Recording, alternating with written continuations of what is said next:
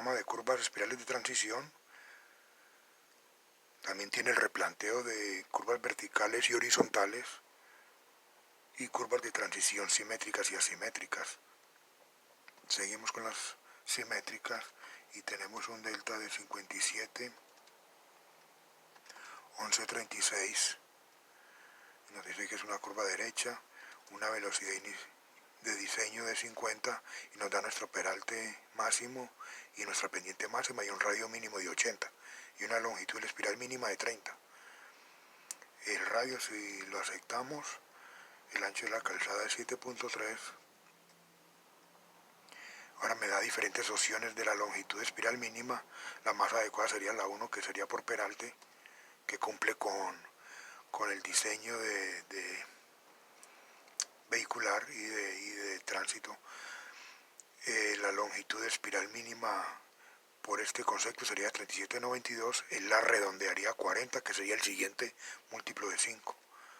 Si la aceptamos, los parámetros de la clotoide serían, como es una curva de transición simétrica, serían igual para la espiral de entrada como para la espiral de salida.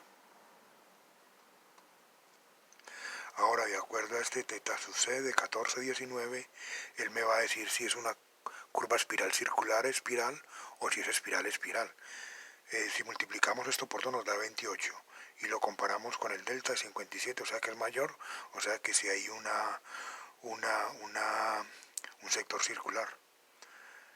En nuestra CISA del PI es la 231.54 y ya nos dice que es curva horizontal espiral circular espiral. Los elementos de la curva espiral circular espiral, X sub C, las coordenadas del PC, la tangente y la externa, la ubicación, la cuerda de la espiral, la deflexión de la espiral, nos da algunos elementos de la curva circular para poderla replantear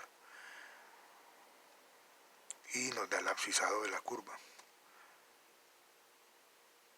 Ahora me va a sacar una columna con la matriz donde son los puntos, las abscisas y las coordenadas y una nomenclatura que significa el T, el C, el 1 está representado, el 2, el 3 por el CE y el 4 por el ET y el 0, cada abscisa redonda.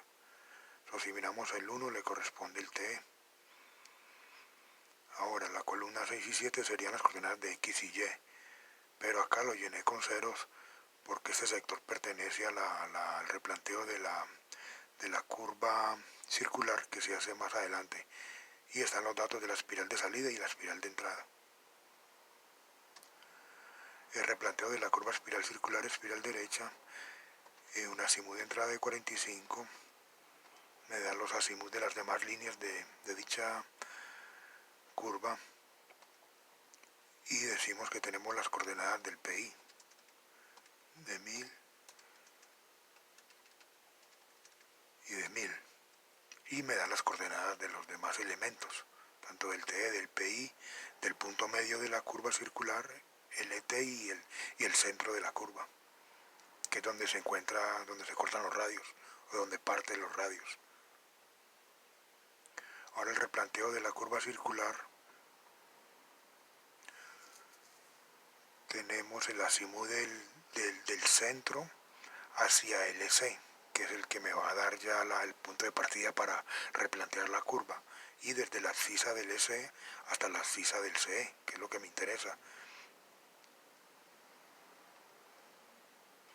Entonces mi primer punto me da mi abscisa, la 207, que sería lo que es el PC, pero en este caso sería el EC, el azimut de esa línea y las coordenadas norte y este en la curva. El punto 2 lo mismo, el punto 3, el punto 4 en la curva, todo esto es replanteo de la curva circular, del sector circular, y terminaríamos en nuestro PT o el CE, que es para este caso.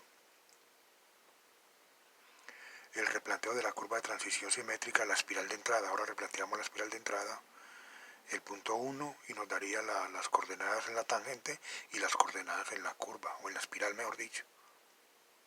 El punto número 2, coordenadas en la tangente, la distancia desde el TE, porque sería la tangente de entrada, y la segunda sería desde el PI. punto 4, el punto 5, la distancia y las coordenadas en las tangentes y en la espiral. Ahora ya el replanteo de la espiral de salida, ya ahora desde el PI. Punto 4, punto 5, y ya terminamos, nos vamos a la tabulación de datos y miramos que nos tabula todos los datos. Ahora si miramos la primera, este sería el replanteo de la curva con los elementos, desde el TE nomás. La gráfica 2 sería el replanteo gráfico de la curva espiral. Y la curva 3 sería el replanteo de la espiral de entrada y la espiral de salida.